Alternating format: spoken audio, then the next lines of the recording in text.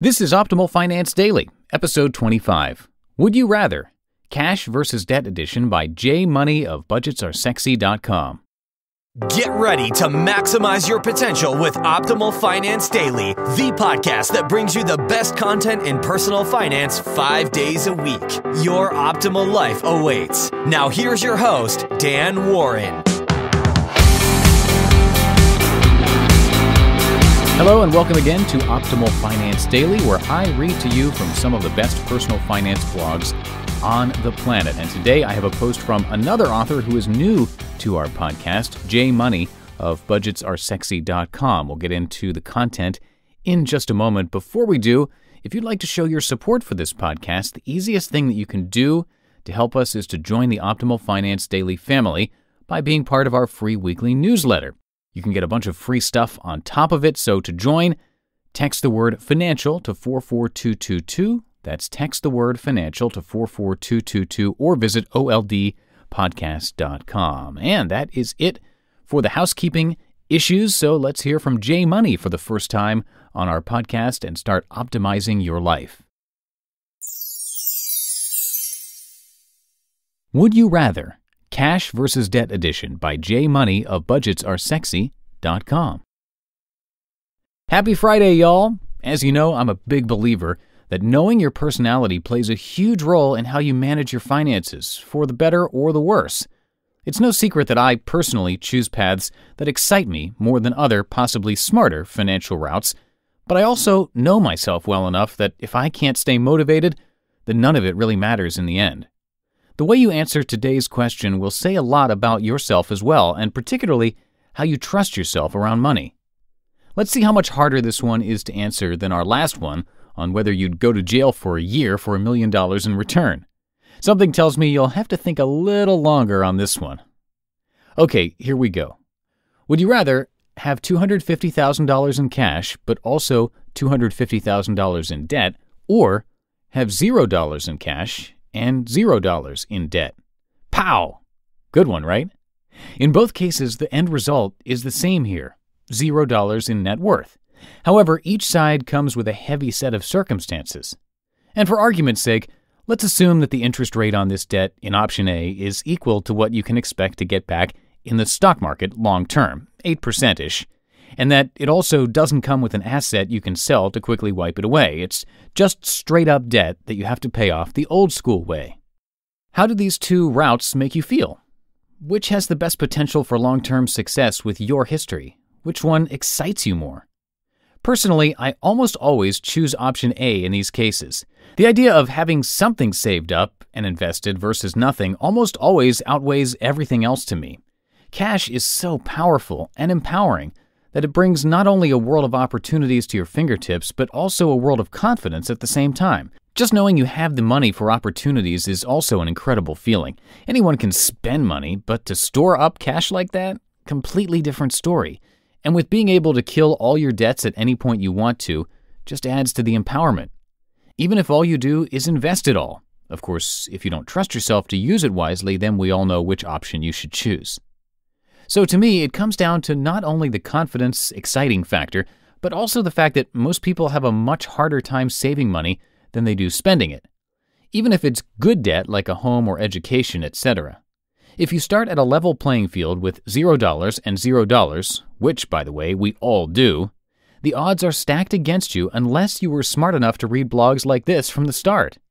Something I didn't even do myself, and brought a staggering $350,000 of debt to the table, mortgages, before I began paying attention to my own finances. Ugh.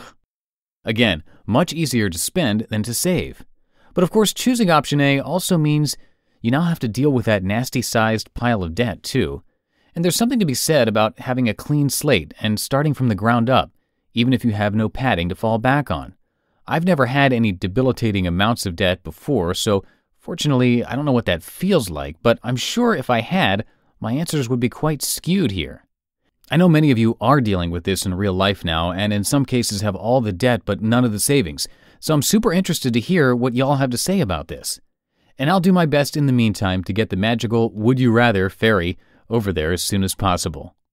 All this to say, though, that our history and personalities play a large role in how we deal with our money, not only in answering ridiculously awesome questions like these, but also in how you manage your finances on a day-to-day level as well. It's all very much personal, and it all very much matters. So, which option are you leaning towards here?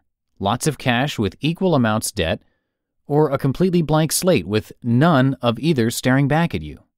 Drop your answers below, and let's watch those brain cells of yours start percolating. I guarantee it'll be a fun discussion to join, and quite possible that you're dealing with this in your life today.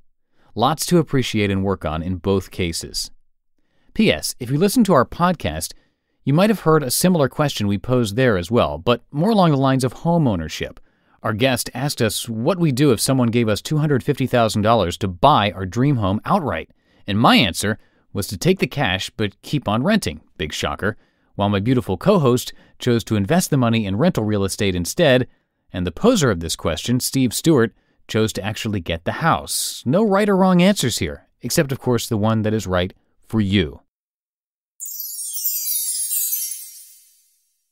You just listened to the post titled Would You Rather? Cash versus Debt Edition by M.O.N.E.Y of budgetsaresexy.com.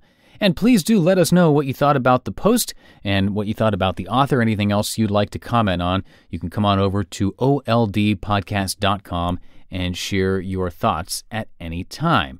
And like I mentioned before, if you are interested in showing your support for what we're doing here on Optimal Finance Daily, the simplest thing you can do is to simply swing by oldpodcast.com and join the free weekly newsletter. Sign up for that newsletter. For a faster way to join, you can text the word financial to 44222. We would very much appreciate everybody doing that, and you will get lots of free stuff, including drawings for free books and things like that, just for joining. With that, I will bid you farewell. Have a good weekend. Hope there were no nasty April Fool's jokes played on you today. I'm not a big April Fool's guy, so nothing here on the podcast. And we are now halfway to 50 episodes of Optimal Finance Daily. We might just be planning a special 50th episode celebration for you, so look forward to that. But for now, have yourselves a great weekend, and I'll see you on Minimalist Monday, where your optimal life awaits. Hello, Life Optimizer. This is Justin Malik, creator and producer of this podcast, but also Optimal Living Daily, the show where I read to you from even more blogs covering finance, productivity, minimalism, personal development, and more from amazing bloggers like Derek Sivers, Zen Habits, The Minimalists, and all the ones you hear on this show too. So if you enjoyed today's episode and like taking amazing blogs on the go, come on over to Optimal Living Daily and subscribe to that one too. And together, we'll start optimizing your life. You've been listening to Optimal Finance Daily. Be sure to hit the subscribe button to stay up to date on each new episode, and head to oldpodcast.com, that's oldpodcast.com, for a free gift as well as more actionable tips and resources to help you maximize your potential. Thanks for joining us, and remember, your optimal life awaits.